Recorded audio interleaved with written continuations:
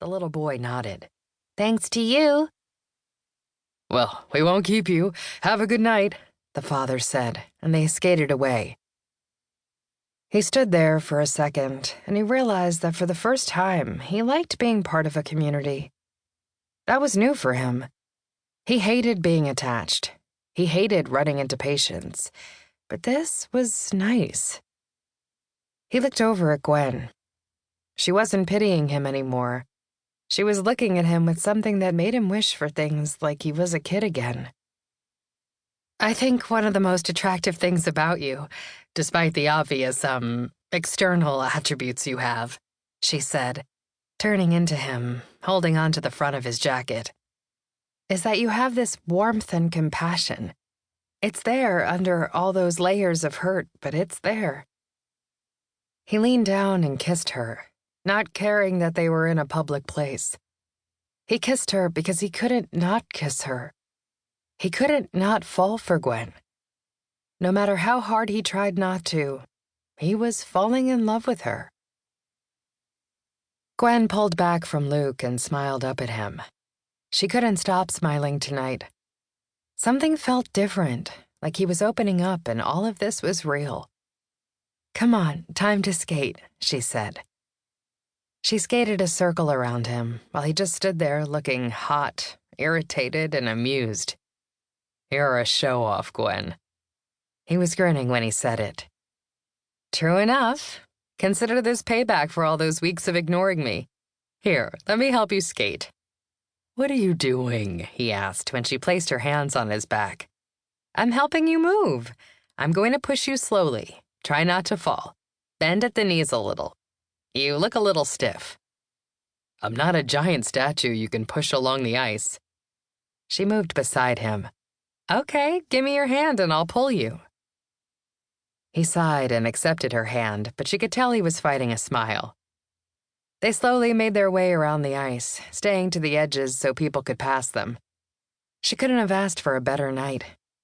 They talked and laughed as they circled the ice. Everything about tonight reaffirmed what she knew the first day she met him. She and TMM were meant to be.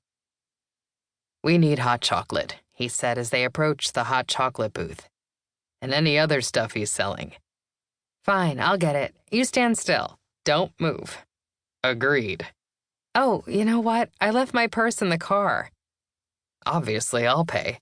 I can't move, but I'll pay. Here, take my wallet." He moved to grab it, but he looked like he was going to fall over with emotion.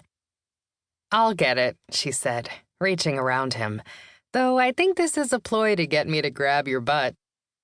"Kind of is," he said, giving her a kiss as she slipped the wallet out of the back pocket of his jeans. She was not going to let her fingers linger on what she already knew was a pretty fine butt. "Don't move," she said, skating in the direction of the chocolate booth. She ordered them 2 hot chocolates and 1 chocolate donut. She opened his wallet and searched for the correct bill. She paused as her finger felt something in the back of the bills. She paused at what looked like an ultrasound picture. Her heart slammed up into her throat. This was his private wallet. She glanced down at the picture for a moment, confirming it was indeed an ultrasound of a baby. Whose was it? He said he didn't have kids. She knew his sister didn't have kids. She glanced over at him, waving as he smiled and waved back at her. She paid for their drinks and food and made her way back to the rink. This wasn't her business. It had nothing to do with her. When he was ready, he'd open up about whatever else he had in his past.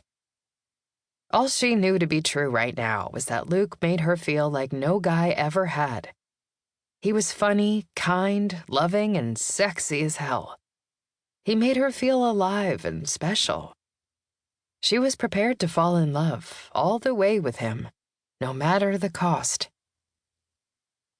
Gwen gave herself a quick check in the rearview mirror and, satisfied there were no major flaws with her face or hair, decided it was time to go and surprise Luke.